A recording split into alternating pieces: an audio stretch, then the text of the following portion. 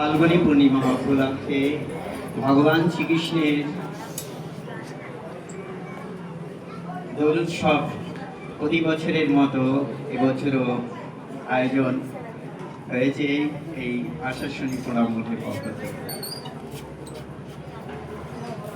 আমি অনেক বছরই এসেছি, আমি লক্ষ্য করছি এতদ অঞ্চলের সকল ভক্তপ্রাণ নরনারী যেন এই দিনটির খুব অপেক্ষা করতে থাকে এবং তারা ছুটে আসেন সেই প্রাণের ঠাকুর গুরু মহারাজের আতুল চরণে এই দোল পূর্ণিমার পূর্ণ লগ্নে, এবং এখানে হরিনাম সংকীর্তন হয় এবং ভগবান শ্রীকৃষ্ণের পূজা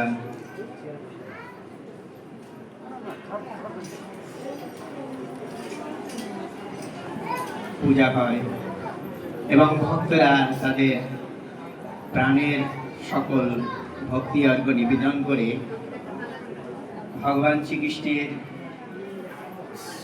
কৃপা এবং আশীর্বাদ নিয়ে, শ্রীগুরু ভগবানের কৃপা আশীর্বাদ নিয়ে আবার পরের দিন এখানে অনুষ্ঠান শেষ করে সবাই বাড়ি ফিরে যায়। ভগবানের সাথে যেন যোগসূত্রের একটি মহালক্ষণ এই দোল পূর্ণিমা,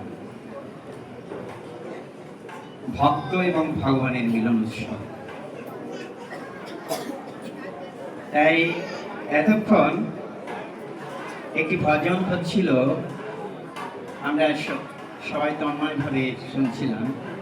গুরু নারায়ণ আশিস বর্ষণ কর তব দীন দুর্বল সন্তানে, মোদের তুমি বিনে কে আছে ভুবনে, নাসিতে অজ্ঞানে তত্ত্ব জ্ঞান। ভগবান শ্রীকৃষ্ণ গীতায় জ্ঞানীদের কাছে প্রকাশ করেছেন। 4th অধ্যায় জ্ঞান যুগে তিনি বলছেন 7, 8 এবং 9 নম্বর শ্লোকের কথাই বলছি। यदा यदा हि धर्मस्य ग्लानिर्भवति भारत अभ्युत्थानम् अधर्मस्य तदात्मनां निःसृजाम्यहम् परित्राणाय साधूनां विनाशाय च दुष्कृतां धर्म संस्थापनार्थाय संभवामि युगे युगे। जन्म कर्म चमे दिव्यं जो व्यक्ति तत्त्वत त्यक्ता देहं पुनर्जन्म नैति मामिति शोक। হে অর্জুন, তোমাকে আমি নিশ্চয় করে বলছি, আমার এই জন্ম এবং কর্ম, এই যে লীলা, যে ব্যক্তি এই তত্ত্বটা জানে তারা পুনর্জন্মেই হবে না, সে মহামুক্তির আবেশ সক্ষম হবে। তাই আমরা উৎসব করছি। উৎসবের একটি উৎস আছে,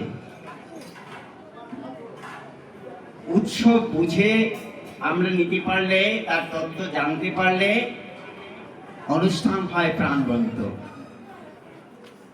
আর তার মধ্য দিয়ে আমরা ভগবানের কৃপা এবং আশীর্বাদ লাভ করতে পারি। দেখুন, ভগবান তো আমরা জানি এই জগতে যা কিছু ভগবানই সৃষ্টি করেছেন, তাই না? কিন্তু আপনারা এই কথাটা কখনো ভেবে দেখেছেন কি, সব কিছু সৃষ্টি করেছেন ভগবান, কিন্তু ভগবানকে কে সৃষ্টি করলো? ভগবানের সৃষ্টিকর্তা কে?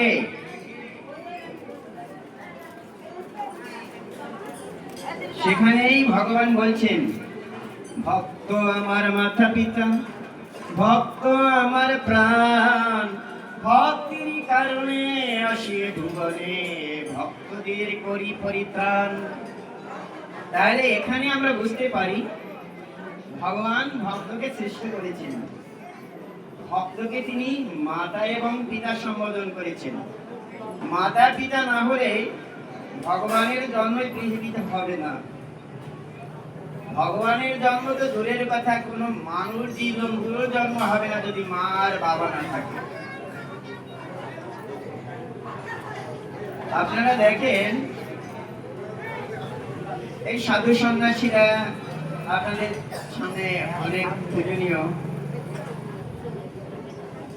কিন্তু এই সাধু সন্ন্যাসীরা কেউ কি আকাশ থেকে পড়ে, কেউ মাটি ভেদ করে ওঠে? তাদের তাদের আসতে হয় কিন্তু একটি পথ ধরে,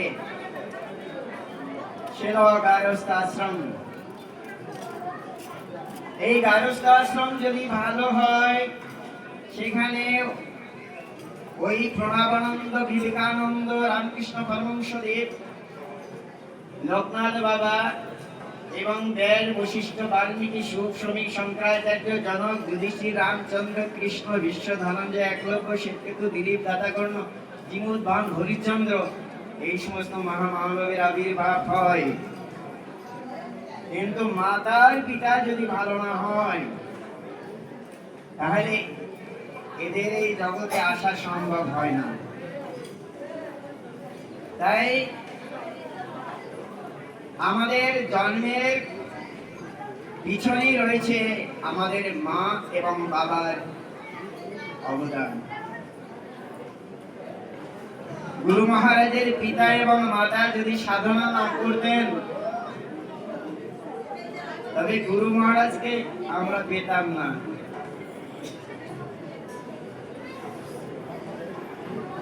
সন্তান দুই রকমই হয়, একটা কামনার ধন আর একটা সাধনার ধন। কামনায় তাড়িত হয়ে, কামনা এবং বাসনায় তাড়িত হয়ে গান্ধারী, ধৃতরাষ্ট্র এরা শতপুত্রের জনক জননী হয়েছিলেন, কিন্তু তারা কি দিয়েছেন? ধর্মকে নাশ করেছিলেন, রাজ্যকে ধ্বংস করেছিলেন, প্রজাদেরকে ধ্বংস করেছিলেন।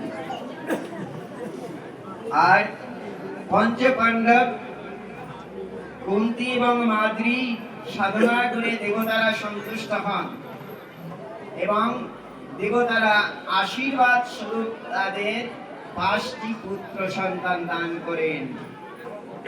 এই 5টি সন্তান জগৎকে আলোকিত করেছে, ধর্মকে এই পৃথিবীতে বাঁচিয়ে রেখেছিল। তাই আমাদেরকে মনে করতে হবে যে ভগবান আসবেন, কিন্তু আসার একটা রাস্তা তো লাগবে। সেখানে কিন্তু এই সনাতন ধর্মই সেটা শিক্ষা দিয়েছে, সেটা হলো মায়েদের মধ্যে সতীত্বের সাধনা আর পাতিব্রতের সাধনা। সতীত্বের সাধনা এবং পাতিব্রতের সাধনায় কাছে যম পরাস্ত হয়, এবং সেই সতীত্বের সাধনায় এবং পতি এবং সতী মিলিত সাধনায় এই রকমের সুসন্তান এই জগতে আসে, জগৎ কল্যাণকারী সন্তান আসে। কিন্তু আমাদের বুঝতে হবে ভগবান কিন্তু নিরাকার, নির্গুণ, নিরুপাধি, নির্বিশেষ। ভগবান ভগবান আমরা করি, কিন্তু ভগবানের ঠিকানা আমরা কেউ জানি না। জানি কি ভগবান কোথায় আছে? বৃন্দাবন, গয়াকাশী? ভগবান আছেন কোথায়, সেই ঠিকানাটা নিতে আমরা সবাই ছুটে আসি এইখানে। ওই যে একটু আগে গানটা হইল যে নারায়ণ নররূপে ধরা মাঝে এসেছে রে, সেই গুরুকে হরি, সেই বৈকুণ্ঠ বিহারী, তিনি কি করছেন? এই লীলা করার জন্য জগৎ গুরু রূপে এই পৃথিবীতে এসেছিলেন, তাই আমরা পেয়েছি তাকে। তিনি কৃপা করে না আসলে আমরা পেতাম না। গুরু মহারাজ সেই কথাই গীতার কণ্ঠে কণ্ঠ মিলে বললেন, আচার্যং মাং বিজানিয়া, আমি আবার আচার্য রূপে আসিয়াছি। ওরে তৃষিত তাপিত আর্ত মানব, তোমরা আমাকে আশ্রয় করো। অহং তাং সর্ব পাপক্যই মোক্ষস্যামি মাসুত। ভীত বিচলিত শোকগ্রস্ত হয় না, আমি তোমাদের সমগ্র মালিন্য গ্লানি থেকে উদ্ধার করব। মা মেঘাং শরণং ব্রজ, আমার নিকটে এসো। সেই আহ্বানে কিন্তু আপনারা ছুটে আসেন প্রতি বছরে এই দোল পূর্ণিমার পুণ্যতিথিতে। আপনারা বাড়ি থাকতে পারেন না, যে একটা আমরা জানি এই যে রাস উৎসব হয়েছিল নিধুবনে, সেখানে ভগবান শ্রীকৃষ্ণ বংশীধ্বনি করেছিলেন, আর গোপিনীরা কি করছেন, যাদের যা কাজ ছিল সব ফেলে সবাই ওই নিধুবনে ছুটে এসেছিল। তেমনি সেই বাঁশি যেন আজও বাজছে, আজকের যেন আপনারা সেই বাঁশি সুর শুনতে পারে, দোল পূর্ণিমায় যেন সেই বাঁশি বেজে ওঠে। এই আষাঢ় শনির সেবাশ্রমে আপনাদের মন ছুটে আসে। বাড়িতে কত কাজ, কিন্তু কোনো কাজে আর মন বসে না, সব কাজ ফেলে ওই গোপিনীদের মতোই আপনারাও ছুটে আসেন এখানে। সেটা হলো এই ঠাকুরের আকর্ষণ। আমি বলতে চাচ্ছি যে দেখুন, ঠাকুরের নাম স্বামী প্রণবানন্দ। প্রণব মানে ওঙ্কার, ওঙ্কারই সেই জ্যোতি, যে জ্যোতি প্রণব জ্যোতি। কখনো তিনি রাম, কখনো কৃষ্ণ, কখনো গৌরাঙ্গ মহাপ্রভু, হরিচাঁদ অনুকূল, জগৎবন্ধু সুন্দর, লোকনাথ বাবা, বিবেকানন্দ, প্রণবানন্দ। বিভিন্ন শরীরে যখন যে প্রয়োজন হয়েছে তখন তিনি শরীর ধারণ করেছেন। এটাই ভগবান বলছেন, আমার জন্ম এবং কর্ম দিব্য। এই লীলা যারা বুঝতে পারে তার আর পুনর্জন্ম হয় না। ভগবানের যে জন্ম হয় আমরা বুঝতে পারি, গীতায় তিনি নিজেই বলছেন, আমি আসি কখন, যখন অধর্মের অভ্যুত্থান হয়, যখন শান্তিপ্রিয় ভক্তরা নানান ভাবে নির্যাতিত নিপীড়িত হইতে থাকে, কষ্ট পায়, যখন মানুষ ধর্মকে ভুলে যায়, তখন তিনি তিনটা উদ্দেশ্য পূরণের জন্য তিনি আসেন। ওই দুষ্টদেরকে তিনি দমন করেন, আর সৃষ্ট জগৎকে তিনি পালন করেন, আর ধর্মকে পুনরায় প্রতিষ্ঠা করেন। এইভাবে একবার নয়, দুইবার নয়, অনন্তবার, অসংখ্যবার তিনি এসেছেন, আসবেন, এই প্রতিশ্রুতি ভগবান গীতায় দিয়েছেন। তাই তিনি কিন্তু সেই প্রণব ওঙ্কার, গুরু মহারাজের নাম ছিল কি? বিনোদ সাধু। কিন্তু তিনি প্রণব হলেন কখন? যখন তিনি সেই প্রণব সাধনায় সিদ্ধিকাম হলেন, তখন তার গুরু গোবিন্দানন্দ গিরি বলছে, তুমি তো স্বয়ং প্রণব, প্রণবই তোমার স্বরূপ, তাই তোমার নাম হবে স্বামী প্রণবানন্দ। এই প্রণব কিন্তু যুগে যুগে ভিন্ন ভিন্ন ভাবে লীলা করেছেন এই জগতে। তাই তার জন্ম এবং কর্ম, এই লীলা বোঝা খুব কঠিন। দেখুন, এই প্রণব মঠ একটি উদার প্রতিষ্ঠান। এখানে কিন্তু আমরা যে আজকের এই আষাঢ় শনির সেবাশ্রমে যে বার্ষিক উৎসব করছি, সেই উৎসবে কিন্তু আমরা ভগবান শ্রীকৃষ্ণের সেই দোল উৎসবকে কেন্দ্র করে এই উৎসব করা হচ্ছে, তাই না? কিন্তু কিছুদিন আগে মাঘী পূর্ণিমায়ও একটি উৎসব ছিল, সেটা গুরু মহারাজের জন্ম উৎসব, তাই না? বাজিতপুরে হয়েছিল, বাজিতপুরে হয়েছিল না? তোমরা অনেকে হয়তো গিয়েছো। মাঘী পূর্ণিমায় ঠাকুরের জন্ম হয়েছিল না? তাহলে এখন আমাদেরকে এইগুলি বুঝে নিতে হবে।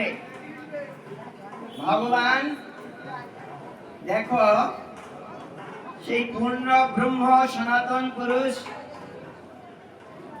তিনি পূর্ণ শক্তি নিয়ে, পূর্ণ জ্যোতি নিয়ে এই জগতে অবতীর্ণ হন। সেটা এই মাঘী পূর্ণিমায় আমরা জানি গুরু মহারাজ স্বামী প্রণবানন্দের জন্ম উৎসব, তাই না? কিন্তু আজকে আজকে কার জন্ম উৎসব? আজকে যে উৎসবটা করছি এটা কার উৎসব? আজকের উৎসবটা কিন্তু গৌর পূর্ণিমা, গৌরাঙ্গ মহাপ্রভুর জন্মদিন। গৌর পূর্ণিমায় এই গৌরাঙ্গ মহাপ্রভুর আবির্ভাব হয়েছিল। আর গৌর ভগবানকে পেয়েছি গৌর, তিনি তো রাধা আর কৃষ্ণের সমন্বিত মূর্তিই হলো গৌর। সেই জন্য রাধা কৃষ্ণের দোল উৎসব হচ্ছে।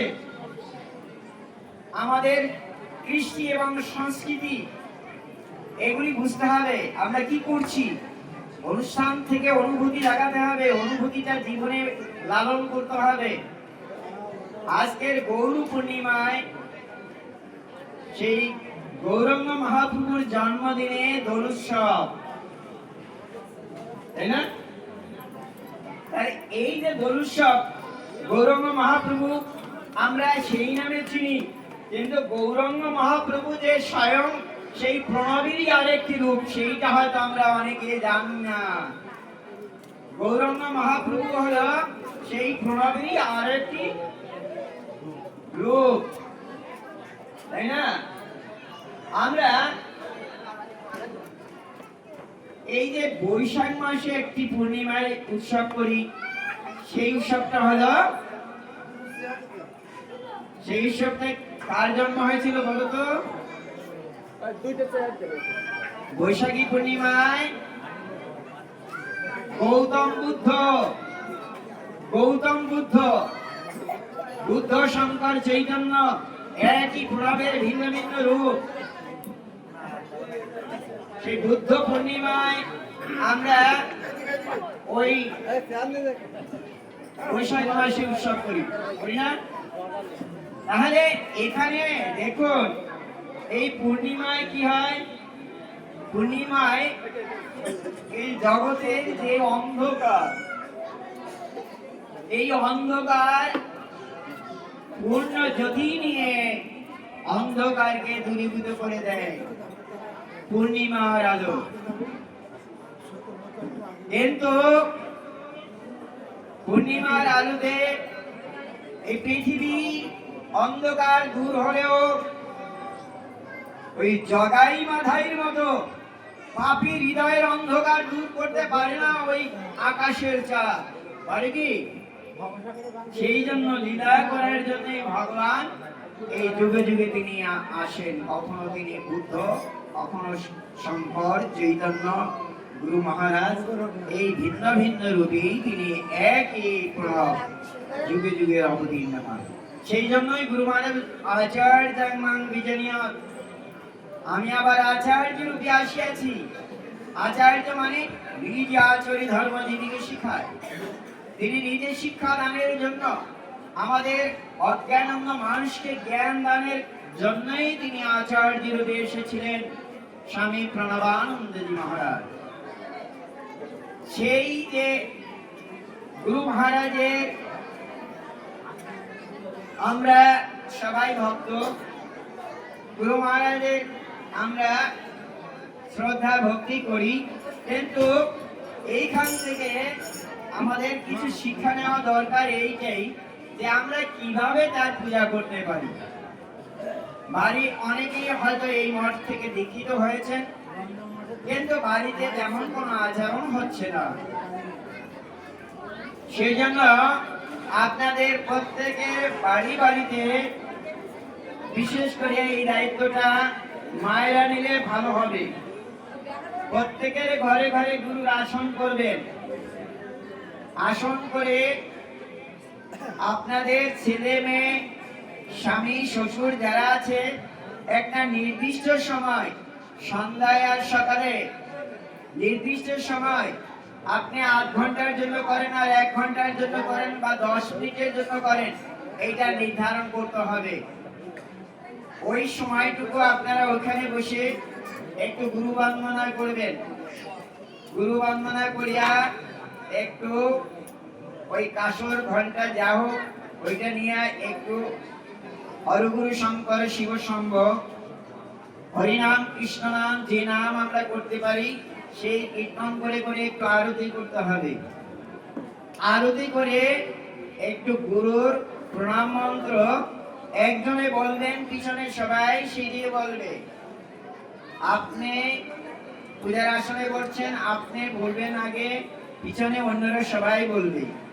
প্রণাম মন্ত্র বলে ওখানে প্রণাম করে তারপর নির্দেশ থাকবে ওই ঘরে যারা গুরুজন আছে, গুরুরূপে ভগবান আসছেন, গুরুর মাধ্যমেই কিন্তু ভগবানের কাছে যেতে হবে।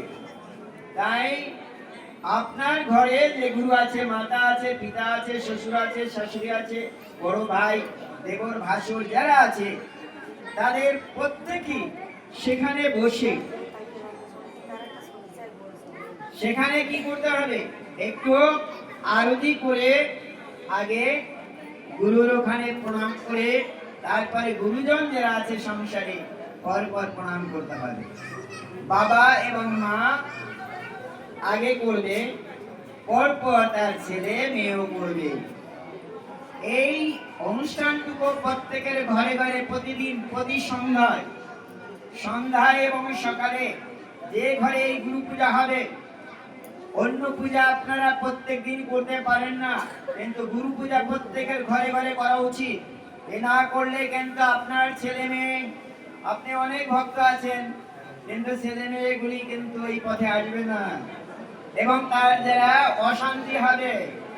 সেই জন্য আপনারা আমাদের শিষ্য হয়েছেন, আশ্রিত হয়েছেন, যদি সংসারে অশান্তির কথা শুনি তখন আমাদেরও কষ্ট হয়, কিন্তু এই কষ্ট দূর করার জন্য আপনারা গুরু ভক্তি শিখাবেন, প্রত্যেক ঘরে ঘরে সেই গুরু পূজা করবেন।